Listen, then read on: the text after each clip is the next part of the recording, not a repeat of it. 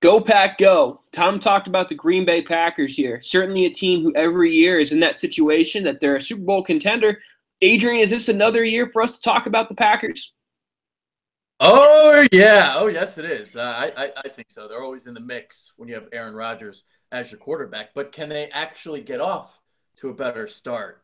Is this going to be a year where he doesn't have to tell them in Green Bay to relax because they can get off to a better start? See, what happened last year was they got off to a slow start, and then what? They won their last 6 games, right? Mhm. That's what happened. And Aaron Rodgers played out of this world. 20 touchdowns, 0 interceptions, correct? Mhm. Something like that in his last 7 games. 120 passer rating. Unfreaking believable. Well, they do have an early double test. Really, they have several good games right off the jump. They got Seattle, then they go to Atlanta when they're opening the new Georgia Dome. That's a tough one. Then they have the Bengals. Bengals certainly a team who's very talented. They get an early win then with the Bears. It's a very very confident one. I think they'll obviously win more games before then, but the Bears one is solid. Then they go to Dallas. We still don't know. Hey, is Zeke going to play or not? Then they back that up going to Minnesota. Divisional game is tough. We just talked about the Vikings and how good that defense is. And then they're home versus the Saints. So before that week 8 bye, realistically, they're looking at least 5 teams that could be division champs. That's a tough early start there for the Packers. But you know what? I trust Rodgers. I trust everything they've got there. I have them going 11-5, winning the division, but I have them finish second in the NFC. I have Seattle winning out, but that's mostly because when you look at the divisions there, it's a much, much easier NFC West there when you get to play the Rams twice, you get to play the Niners twice, and then the Cardinals, okay, that's one above average team. But the Packers, they have to play the Vikings and the Lions. Both of those teams are, wild card potential guys. And then they get one gift, and they have to play the Bears twice. So I have the Packers going 11-5. Really, really good team this year. I have them going 5 as well, and I just got a gut feeling on a Super Bowl appearance. And maybe it's because I really want to see Tom Brady go against Aaron Rodgers. Maybe there's like something there in my heart that I just want to see it because it would be amazing and awesome. But I don't know. I feel like Aaron Rodgers is the ultimate competitor right now. The way he can not see, he basically set the new precedent of what the new quarterback is. The way he can throw in the pocket and throw on the move. So with the Brady and Peyton Manning era, it was like you were either a pocket passer or you were a guy that can move. Now he's doing it both. No doubt. I mean, what we're looking at here in Rodgers is a special way. We've never seen a quarterback be able to do this. I mean, Namath was a guy, Young was a guy who did this, but never really to this magnitude here. So as far as what he is talented, Aaron Rodgers might be the most talented quarterback ever. Does that make him the best quarterback ever? I don't think so. However, his talent level is certainly there. Now, the one thing I will say, I don't disagree with you. I think the Packers every bit could be a Super Bowl team. However, playing in Minnesota, I would have to ask the Vikings fans seriously. Besides winning the Super Bowl, is there a worse situation for you? Or excuse me, obviously win Super Bowl best case. Is there a worse situation for Vikings fans to host a Super Bowl and then the Packers win it? That would be like the worst case scenario of any of the other teams in the NFL winning a Super Bowl there in Minnesota. That's funny. Last 2 years, gone 10-6, and then yeah, I got him going 11-5 this year. All right, so position by position, let's go. Running back. So Eddie Lacy is no longer in town, and I'll tell you what. When Eddie Lacy actually had it going, the 1 year in Green Bay, I don't know, maybe he had it going for a couple years, but I remember the 1 year in particular when Green Bay's offense was humming. Remember when they just couldn't stop scoring points at home a couple years ago? They had both Eddie Lacy going, and that just opened up everything for Rodgers. See, now Rodgers is basically just doing it himself instead of having a running back. Now, we'll see what happens because Ty Montgomery, I don't know what to think of him. I don't know if he can actually last as a back in the NFL, what they're going to do.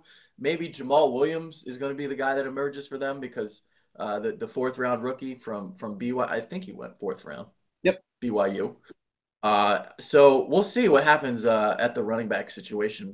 What do you think of Ty Montgomery? I'm curious on your thoughts. Well, I think the first thing we got to do, we talk about running backs, we got to talk about the Eddie Lacy decision to move on. And realistically, Packers 100% made the right decision. Eddie Lacy, his production had dropped every year. Now also he had started to get injured more. His first 2 seasons in the NFL, his first 2 years were his first 2 and only 2,000-yard years while playing for the Packers. Next 2 seasons, think of something like 700 and then maybe 400 yards his last year. But he was hurt last 2 years anyway. So obviously, okay, time to move on there. Wasn't the answer. So Ty Montgomery, is he the answer? Ugh, I don't know. I have a hard time thinking that a guy who wasn't a full-time college running back is going to all of a sudden be able to make a transition. Now, here's the thing. Ty Montgomery is one of those guys who's freakishly athletic, so he certainly can. If you actually look at his weight, he's right there. So he's not this little thing. I mean, he's absolutely every bit pound for pound able to take it. But I think calling him a bell cow is a stretch. Now, the good news is that when you have Rodgers and he can get the ball out of his hands so freaking quick, you can run so much West Coast 3-step drop, get the ball out, and that's really an extension of your run game right there. And then drafting Jamal Williams there out of BYU, who is BYU's all-time leading rusher, it's a nice find. I mean, realistically, if you say, hey, we need you to be the battering ram between the tackles, and we are able to kind of split the two of you guys in Montgomery and get a good system of running backs, as long as the combination of those two guys go over 1,000 yards, you're in a good spot there in Green Bay. Yeah, before Eddie Lacy, Green Bay was a city that just produced these crazy, out-of-name, nowhere running backs. Like Samkon Gatto is like the perfect illustration of this. Remember him? Now that's a name drop. And they always seem to find these guys. James Starks came on in 2010. They won a Super Bowl because he came on in the playoffs, and that gave Rodgers that dimension of the running game. And they always have these guys. I mean, Ahman Green was a nobody before he came, so they always seem to have somebody. Maybe Jamal Williams is that guy. Maybe. I mean, realistically, you're right, Adrian. When you look at what the Packers have been, is they have never really been a team who's invested heavily in the running back position. You named a whole bunch of good ones. I'll add another one. Najee Davenport was another guy. They got him late. They said, let's see what happened. The Packers just aren't one of those teams. However, they've always been a team who's put a lot of emphasis in the quarterbacks. And you know what? When you have 2 quarterbacks in the last 20 years, both of which are going to be Hall of Famers, I can understand why you put the emphasis there at quarterback over running back. Yeah. All right, let's talk wide. Jordy Nelson, obviously one of the best in the game. Randall Cobb, he is what he is, I think. And Davante Adams is emerging. So Davante Adams, he struggled for a little bit. I almost gave up on him, but it turned it around last year. He did. You're not wrong. What my favorite thing is there were a lot of plays when you watch the Packers game that Adams made a big drop, and then the next drive, Rodgers went right back to him. I mean, there's no question in his mind that he's got this Eagles game, I believe. I remember that. Yeah. Happened. And then even when you add in Jeff Janis, another guy who's, he was a D2 guy, he's been able to be productive. Now, realistically, let's be honest here. When you have arguably the most accurate passer of all time back there, and he's also really damn good extending plays, it makes every receiver a lot better. I mean, realistically, I don't think if Davante Adams or if Cobb or if Jeff Janis went to another team, no way they would be able to put those production levels up. Jordy Nelson, on the other hand, yeah, he absolutely could. Yeah. So obviously he's got his receivers back because we remember a couple years ago that was the Arizona year, right? That crazy divisional playoff game, the Hail Mary. So he was throwing to Jeff Janis and Jared Abbrederis. Those were like his guys. So so now he's got Jordy Nelson back, obviously full time. They had him back last year too. But hey, we'll see. Offensive line. So interesting what's going on in Green Bay over recent years, because TJ Lang and Josh Sitton were a great pair of guards. And they just kind of seemingly willingly kind of just let them go. What do you think about that? Yeah, they lost both of those guys. They also moved on from J.C. Tretter, who went on to the Browns. So they lost 3 of their 5 starting offensive linemen, which normally is pretty damn crippling. The good news is they probably have one of the best tackle pairs in the NFL. So that certainly makes things makes things work a lot easier for you. However, I am a little worried interior, especially when Jari Evans, another Philadelphia guy, Bloomsburg product, he looks like he's going to be the starting right guard there in Green Bay. I'm not really confident that he's going to be a starting right caliber guard in the NFL. That is a concern for me. You're right, Adrian. Yeah, I'll say this though. David Bakhtiari has transformed himself into a top 5 tackle in the game. Comes off an outstanding season. So obviously this, it's funny because we've been talking about the Bears and the Vikings and how their tackles stink. Well, this is kind of the opposite situation here in Green Bay. Tackles are great, interior kind of leaking a little bit. Corey Linsley, we'll see, center for them. So I think he's solid for them. But the guard spot definitely a concern heading into the year. For sure, 100% agree with you there. Let's move on to the defensive line. So they've moved on from a couple guys, but they've also, acquired some guys through draft last year, right? Kenny Clark was a first-round pick for them. So he's on their defensive line. Mike Daniels is one of the better 3-4 defensive ends in the game. They have Ricky Jean-Francois, LaTroy Guion. What do you think? Yeah, I mean, you named a bunch of good guys there. They also drafted Martavis Adams out of Auburn. I think he was in the 3rd round.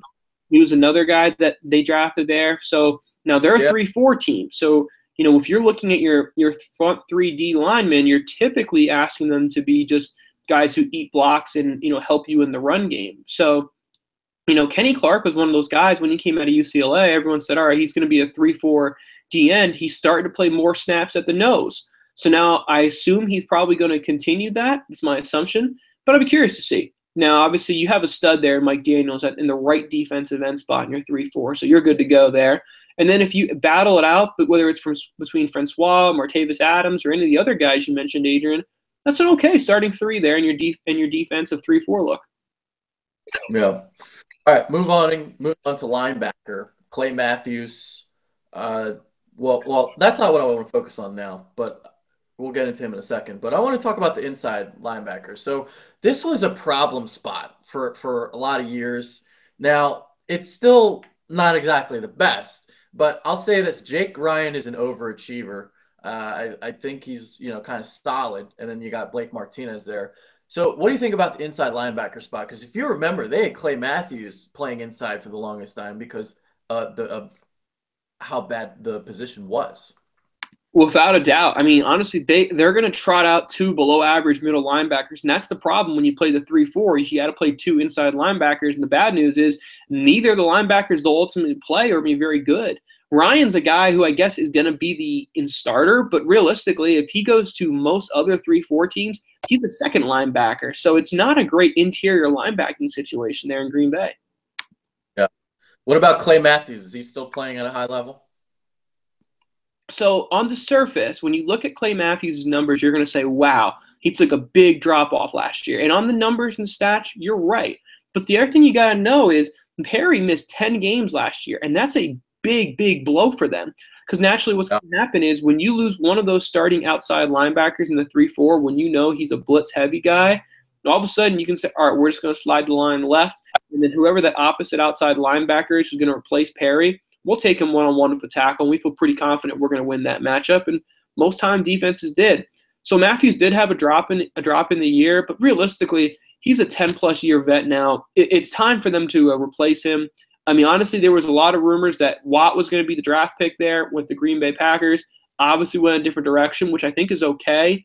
But outside, it's not a great situation. It's not a lot of depth there. Yeah. All right. I want to really focus on the secondary now because this was the problem spot for Green Bay last year. Just throw the ball at Ladarius Gunter. That was the opposing strategy from other teams. It was very easy. Just attack Gunter. But they've tried to make some changes during the offseason. So you draft Kevin King, first pick in the 2nd round from Washington. They signed Devon House. But, I mean, you look at this situation here. Marius Randall was hurt a lot last year. Sam Shields didn't play because of the concussion. He's still not playing because of that concussion. What do you think about the corners? Can they be good enough? Adrian, you're right. This is something the Packers have to address. They were the second worst team as far as stopping pass in the NFL last year, and especially when you went down the stretch, they were embarrassingly bad. I mean, honestly, they should have lost that game to the Cowboys because of how bad their defensive backs was, and they were going versus a very good but a rookie quarterback in the NFL in the playoffs where he's been starting 16 weeks. There's no reason those DBs shouldn't have been way more prepared. They just weren't talented enough. So go ahead and drafting Kelvin King there is a great move. King is a guy, I think his upside is very, very similar to a Trey Waynes. He's big, he's physical, he tacks the ball very well. He's not exactly elite level as far as burst player, so he's probably never going to be a great cover 2 guy. But cover 3 and single man, I'm a big fan of his. Now, I like that pick a lot, but I didn't love the next round pick. So on the surface, you would say, yeah, well, we need defensive backs. And you're right.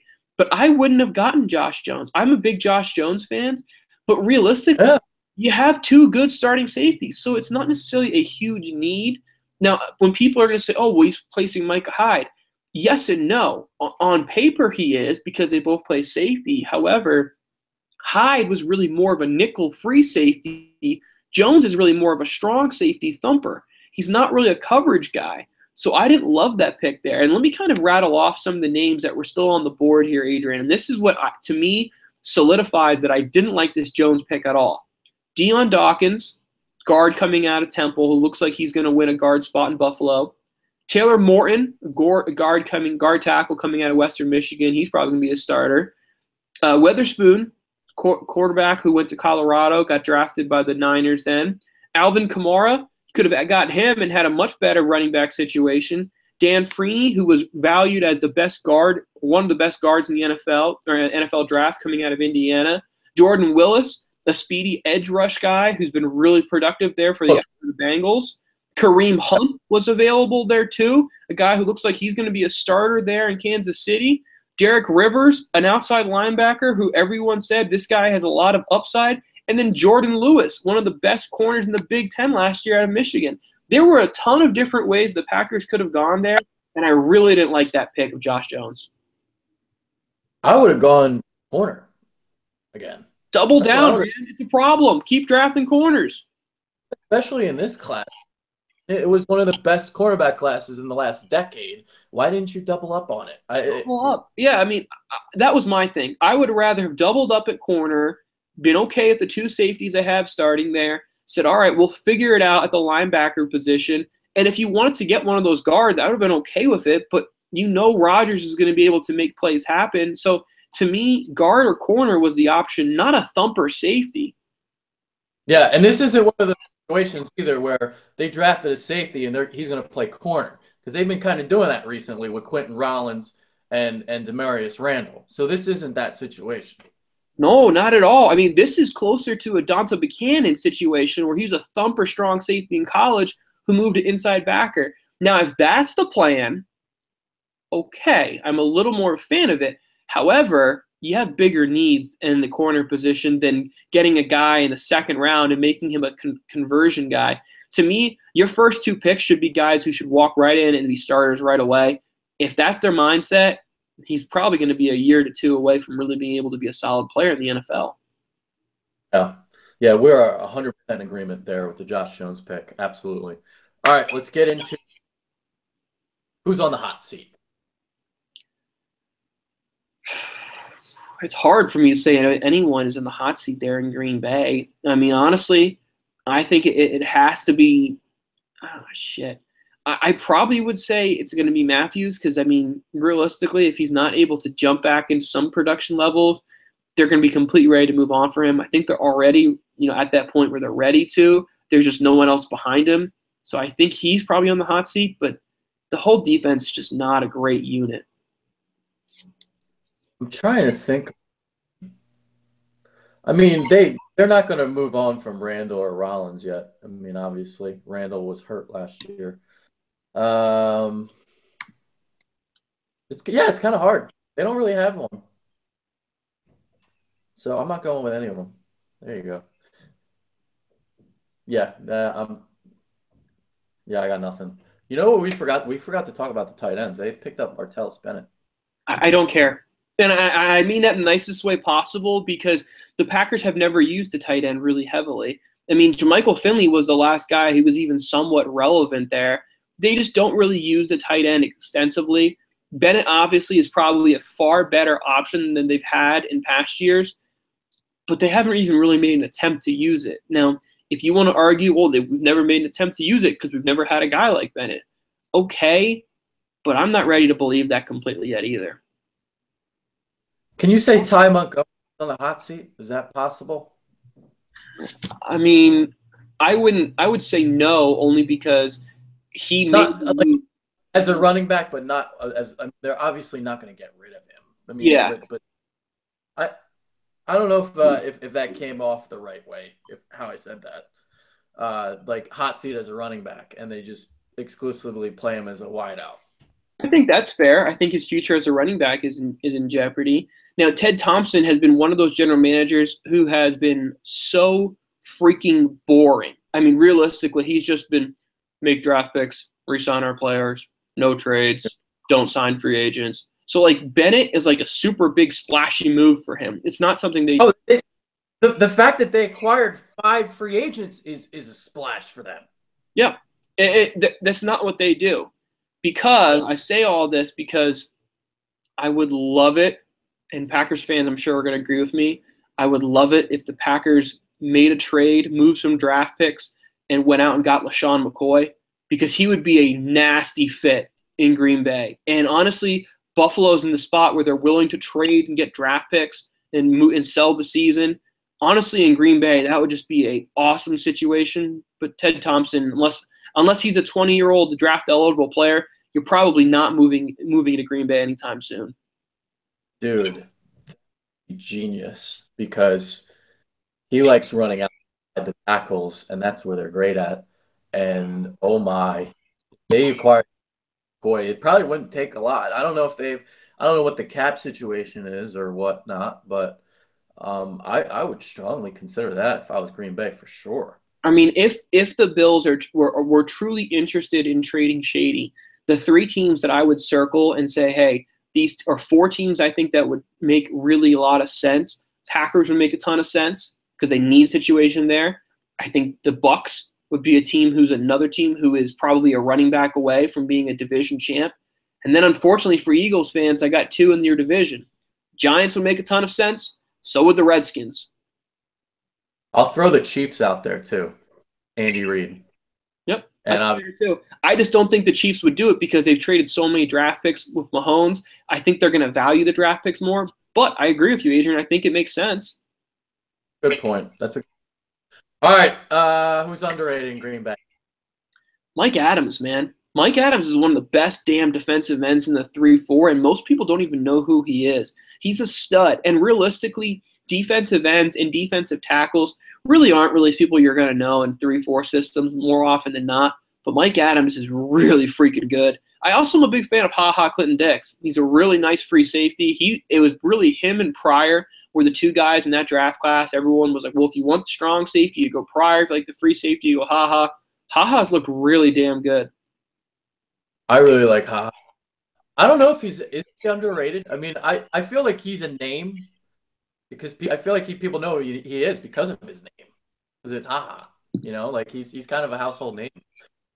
Is he underrated? I think he's a stud, to be honest with you. Who else is underrated? I like Mike Daniels. I like that one. Bakhtiari. That's another one. Yeah. All right. Who's the fantasy guy? Jordy Nelson, man. I mean, Jordy Nelson actually led the league last year in red zone targets. It wasn't a tight end. It wasn't Travis Kelce. It wasn't Julio Jones. It wasn't Mike Evans. It was Jordy Nelson. So I like Jordy Nelson a lot. For me personally, he's probably my 5th receiver. I actually would take Jordy Nelson over A.J. Green. I would take him over Michael Thompson. I would take him over a lot of guys. I wouldn't take him over Antonio Brown or Julio or Odell or even Mike Evans. I like Mike Evans 4, but I'm a big fan of Jordy Nelson. Yeah. All right. There it is. I'll say Jamal Williams is a sneaky play. Sure. Hey, big team league and you need a running back late, he's a great guy to take a flyer on because I don't think anyone's really confident that Ty Montgomery is going to be a bell cow there in Green Bay. you go. All right. That's about it. We did a trio today. We got them done. We pumped them out. Finish. The NFC North is done. The NFC East we'll be doing this weekend. So tomorrow we got 2. So we got the Redskins and the Giants on the docket. Oh, I gotta wake my ass up early, 11 a.m. for that. And then Sunday afternoon we got the stinking Cowboys and the Eagles, obviously. So we'll do the Eagles on Sunday afternoon. And wow, we're almost done. It's been awesome. It's been a great ride. But we finished with the NFC East, which to me is probably going to be the tightest division in the NFL. It's going to be a lot of fun this weekend talking about the NFC East, guys. There it is. So, Albert, I'm Adrian Fedq. We out. Appreciate it, guys. Take care.